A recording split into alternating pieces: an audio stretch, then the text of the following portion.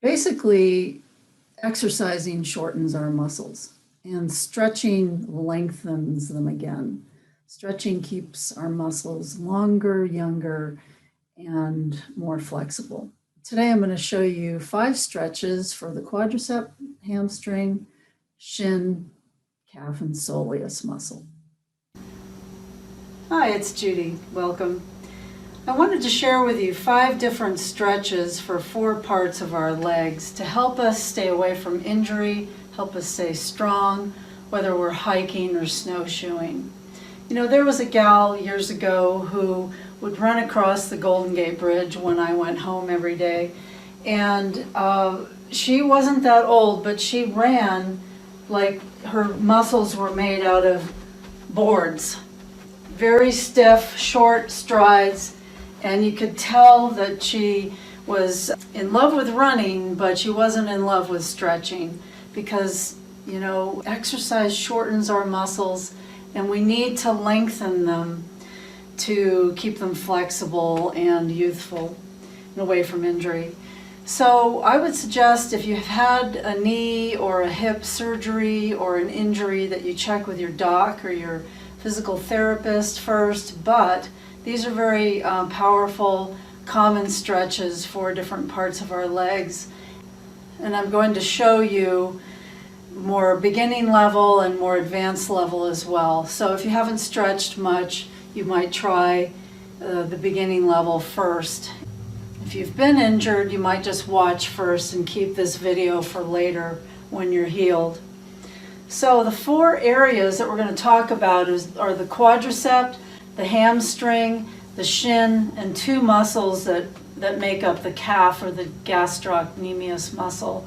Belly of the leg, I think it is in Latin. So let's start with a chair with the quadricep. I'm going to be holding onto my chair and just bring your foot up onto the seat of the chair. Now, in order to get the stretch up in the quadricep here, you're going to have to stay lifted in your standing hip. I'm currently lifted. If I were to droop the hip, let it slide out to the side, my posture gives and it's not going to give you the stretch you want in your quadriceps. So stay lifted in this standing hip, and you might have to bend the knee to get a little bit of stretch here.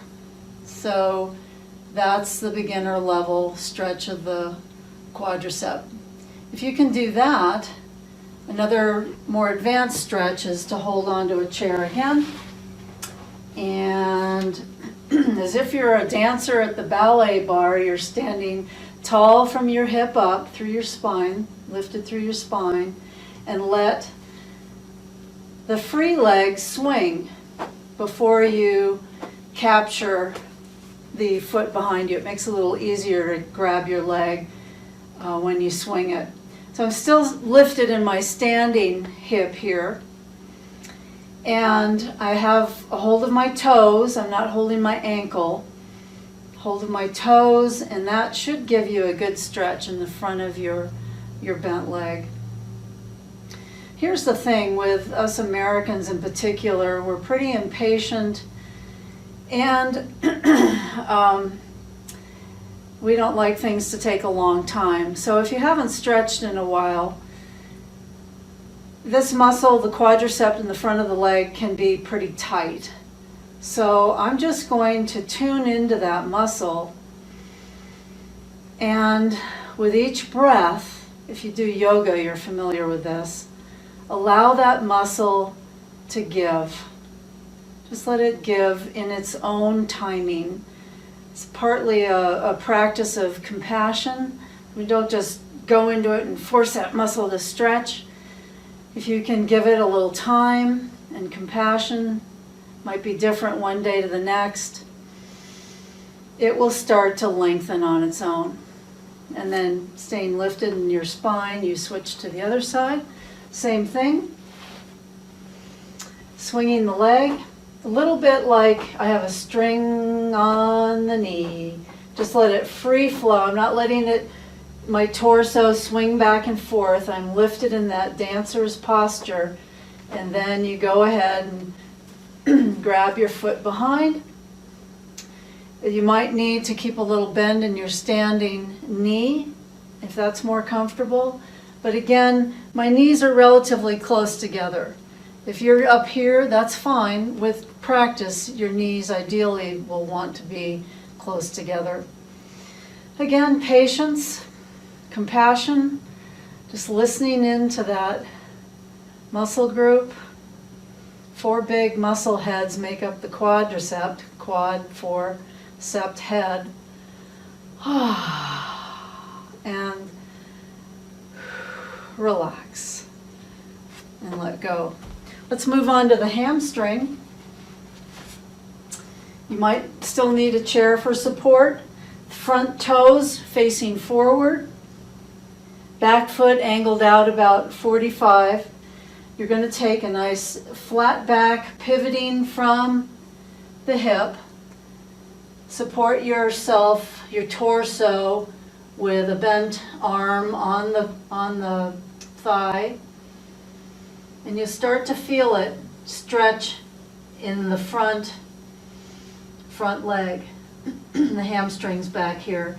And most of us are tight in the hamstrings, especially men though. And this takes, again, a little compassion. It's also great for balance. If you can't do that, you can hold on here. Let your torso come a little closer with each breath. And of course, if anything hurts, you just don't do it. You back off, you try again later.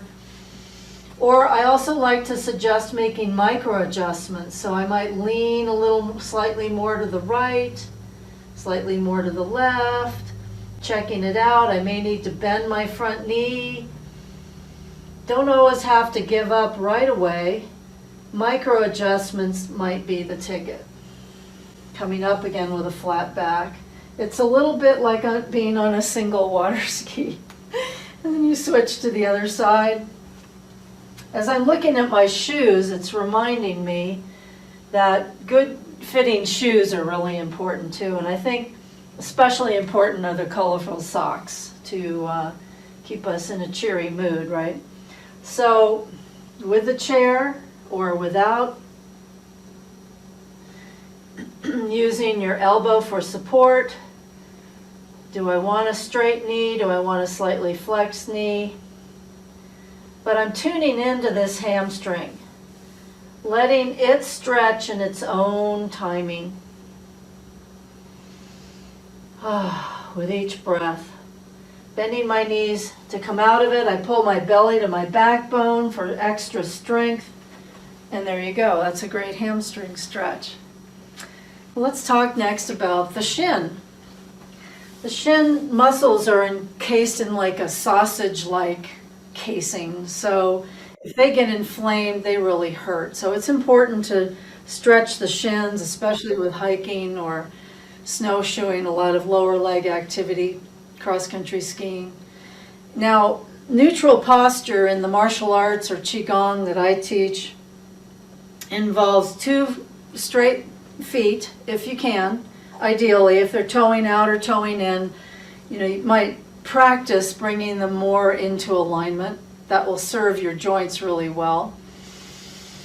So my ankles are directly underneath the hip sockets, about 4 or 5 inches apart for most people. Might want to hold your chair here in the beginning. So this is what a shin stretch looks like. I'm going to take my forward leg, cross it over my standing foot.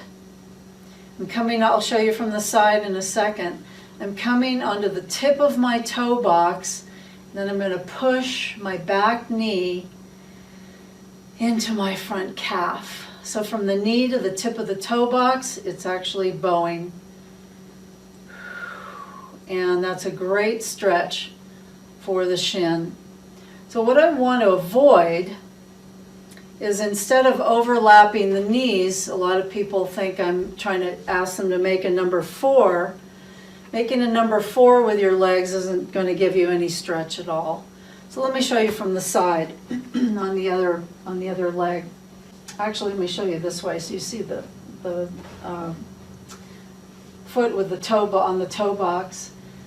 So I've taken my tip of my shoe almost to my heel. And in this stretch in the beginning, it's really important to have a chair. My knees are overlapped. There's no number 4.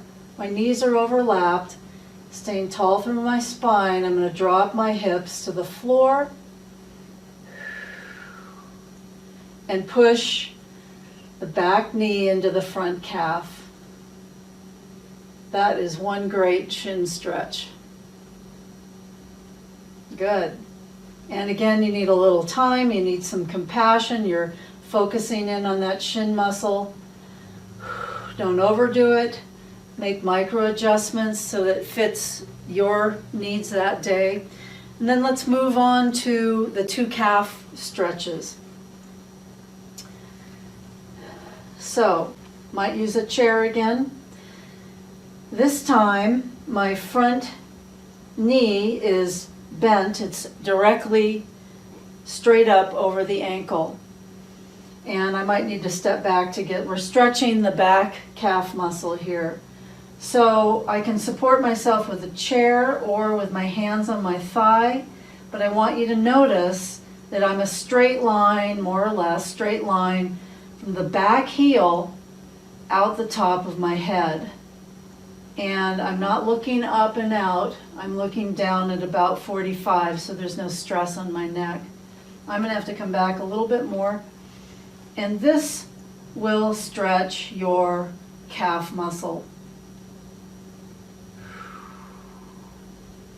Breathing, relaxing the shoulders, bending the knees to come out of it. I'm going to switch to the other side. A little bit of a toe out for the back foot. Front foot is straight. Knee over the ankle. Straight line from back heel out the top of the head. And taking, ideally giving a minute or 2 and building up. It's such a compassionate, good thing to do for your body to avoid pain and injury. Great, bending the knee to come out of it. And the last stretch is for the soleus muscle. Underneath the calf, you'll feel the stretch more on the lateral or outside part of the low leg here. So here's the calf or gastroc and the soleus.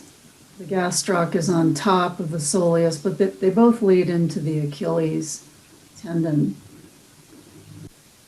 And here's a 3D little video I found. It's just the soleus muscle with the calf muscle or the gastrocnemius taken away. See, it goes all the way down to the Achilles.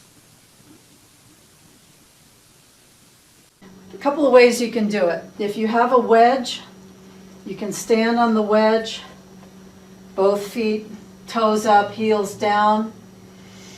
That will stretch your soleus. If you have a step or a stair, you can stand on the balls of your feet and drop one heel down at a time and switch feet, the other heel down. If you don't have either, here's what you can do.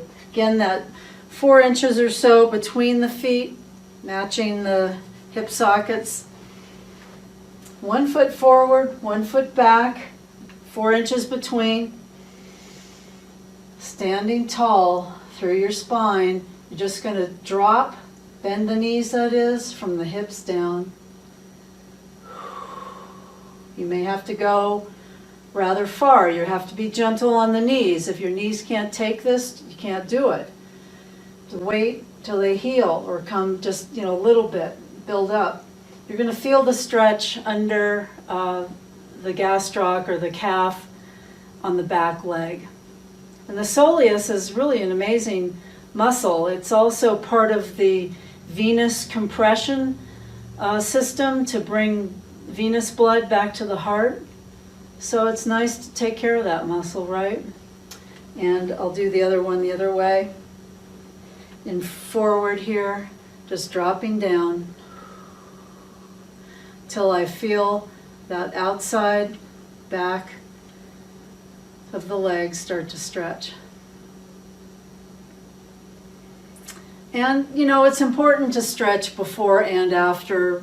We may or may not have time, but if you can only stretch once, stretch after. Because remember, exercising shortens the muscles and stretching elongates them. So I hope that was helpful, and I hope you have some great hiking, some great snowshoeing this winter.